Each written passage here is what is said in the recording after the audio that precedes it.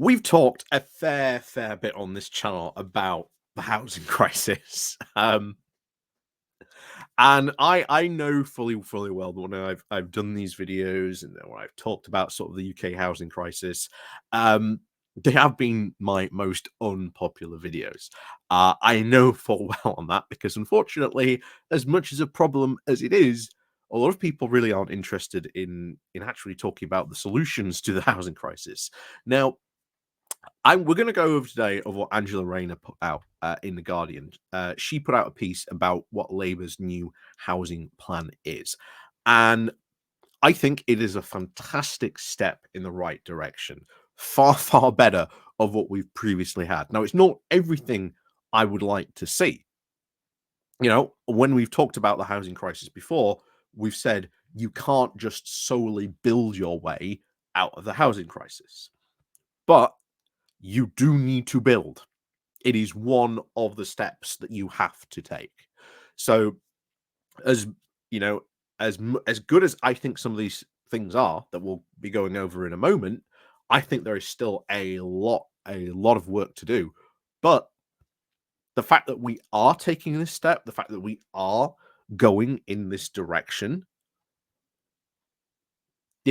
fundamentally, it is incredibly good and a good direction that we have to go in because solving the housing crisis is not going to be solved overnight, but it is going to take a lot of time.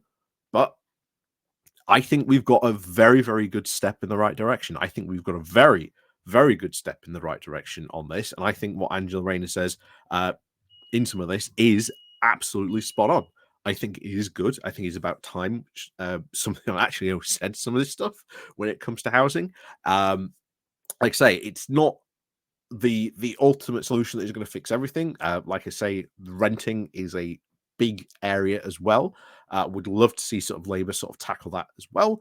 But I'll tell you what, one step at a time, and this is a fantastic step in the right direction. So before we do go on into this and talk about what Angela Rayner said, please do remember to click on the like, the share button, and of course down below there are links to my Patreon page, the one on today's link called Buy Me Coffee, where you can buy me coffee, the YouTube thank you button, and of course, as always, there is the Pony Club down below as well.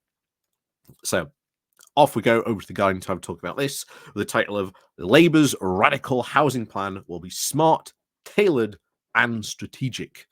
So see what she's got to say about this. So, we knew our country was in the grip of a housing emergency before we took office.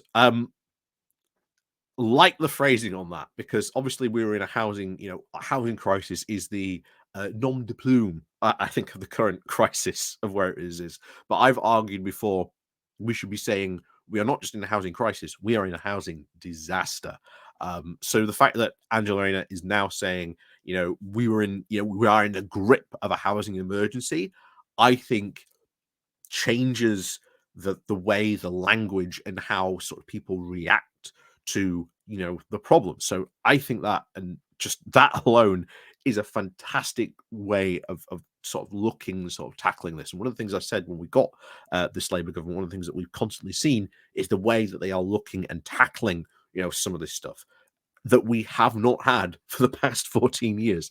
So it is very good direction for people to sort of have this different mindset and seeing these problems and generally actually taking on the task of tackling them, not just ignoring them or trying to paper over the cracks just to see how long that will last before they have to try and paper over an even bigger crack.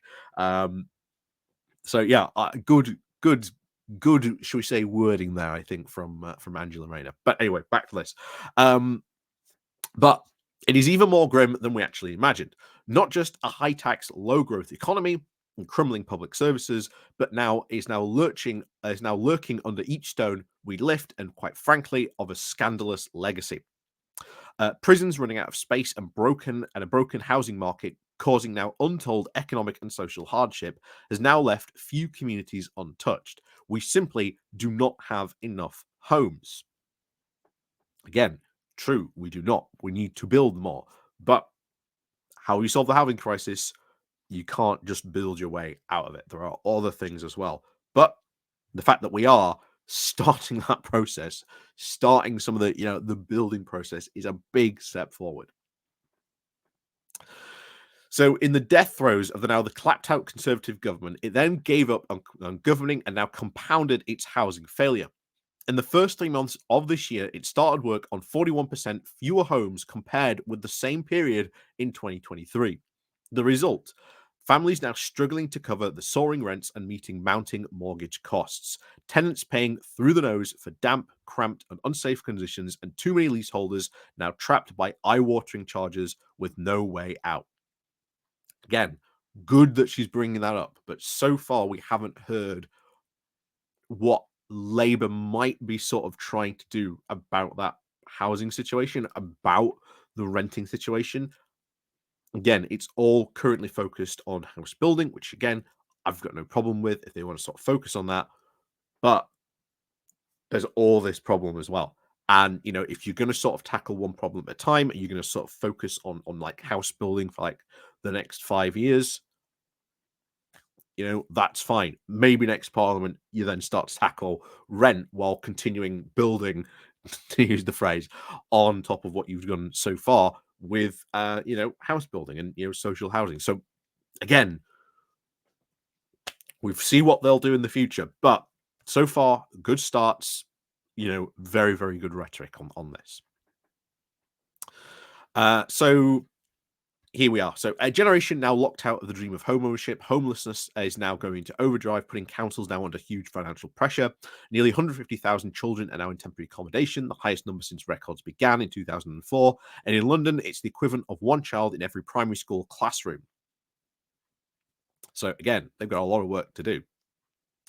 The situation is particularly acute in social housing and affordable housing. There are at least 1.3 million households now waiting for council homes, but in 2022 to 2023, the last government delivered just 141,000 affordable homes for rent. Meanwhile, its much vaunted affordable homes program was expected to deliver up to 180,000 homes with its launch back in 2022. Perhaps to no one's surprise, I can reveal that it won't even reach 3/4 of that goal. Don't think we should be surprised, to be honest. According to the revised figures, another target missed, a testament to the very high price that we are now all paying for the governance of self-service, not service. This is all very short-sighted in the extreme. Because I know from my own experience that a secure, affordable home is not a luxury or simply just nice to have, but the foundation on which everything else is built: decent work, a strong community, opportunity for hope, and for the future. And can I just say that that is fantastic to say? That is very, very true. You see, most people, if they have a a foundation somewhere to sort of live that is sort of affordable and that they can afford, then it's something that they can build on. It is something very, very much so. And that doesn't actually get talked about enough, to be honest. Shelter, I think one of the biggest sort of UK homeless charities, constantly talks about this, how it is like the foundation to sort of get people not only unhomeless again, but obviously on course to sort of rebuilding their lives. It's something that I think should be talked about, and I think very, very much put at the heart of this. So I'm very, very happy Angela Rayner's speaking about that. All of which are now essential for driving growth, and every part of the country needs and deserves. This is why, as we set out in the King's Speech, we are changing course and now taking the brakes of what a plan to get Britain building again. Again, looking forward to see what those plans are going to be, how they're going to sort of challenge the NIMBYs. We will, I think, see in the not too distant future what that will be. And of course, we're coming up to summer recess. It's going to be summer soon. Will we see any bills, or will we come after that? Who knows? We'll wait and find out. Maybe they'll use the summer as an opportunity to launch all these bills, saying this is what we're going to do with this bill, this is what we're going to do with this bill. So immediately after summer recess, they're going to come back in, hit the ground running. I think there's maybe they might go that way. I don't know. So where it's yes. We are not. We are committed to not just delivering 1.5 million homes in the next 5 years, but the infrastructure to secure a cleaner, greener, more prosperous future, and to build the biggest wave of social and affordable housing for a generation. Again, fantastic. And I also like the fact that she is talking about infrastructure as well, because it isn't just building homes, it's the infrastructure that surrounds them. It's the roads, it's the sewers, it's the schools, etc., etc. Infrastructure has been very, very much neglected for the past 14 years. So the fact that they are bringing this in to their house building plan as well, that it's not just about building homes, it's about building the infrastructure as well, fundamentally changed mindset, which will be all for the better for the UK. So this starts, of course, with very ambitious planning reforms, where the focus of the Chancellor's first major announcement and front and centre at last week's King's Speech. Our planning system should be a launch pad for secure, affordable, attractive homes that we need, the infrastructure to go with them, and to helping to achieve our environmental goals. Again, fantastic. Everything sort of thought together, not just individually packaged. Oh, we're just going to look at housing and ignore infrastructure and etc. No, they are thinking all of this very joined up approach. Everything sort of fitting nicely together. That is something that we have not seen for a very, very, very long time in government. Um, but she continues, yet the system is too often a millstone, now dragging down not just our housing market, but the growth in every part of the country, which is why we are now tackling a radically different approach from the last government, with every single year missed in its own housing targets. We're now reversed the very damaging changes made last December, when it backed down in the face of the very vested interest in scrapping mandatory housing targets and torpedoed house building rights. Again, I think that's good to bring back as well. Let us never be forgotten that it was the last government's completely haphazard approach to building on the Greenbelt that has seen so many of the wrong homes built in the wrong places, without local services that people need. To be clear, the government is now committed to preserving the Greenbelt, but we need to move away from this broken system. That is why we are committed to taking a more strategic approach, prioritizing poor quality grey belt land for the building of introduction of golden rules to ensure that development works for local people and nature. Then we'll see what those sort of rules become more, of course, in the detail in these things. So we plan to set out again a more detailed of more all of these early important changes in updated national planning policy framework next week. So again, we'll probably be talking about that next week as well. Construction to build new homes went down nearly by 40% in the first 3 months of the year compared with that year before. The Tories have now cut resources from councils, that reducing the number of expert planners, and now planning permissions granted are now in the lowest numbers over in a decade. They let councils without a local plan completely off the hook. Now less than 1/3 of local authorities have an up-to-date plan for the houses that they are meant to actually build.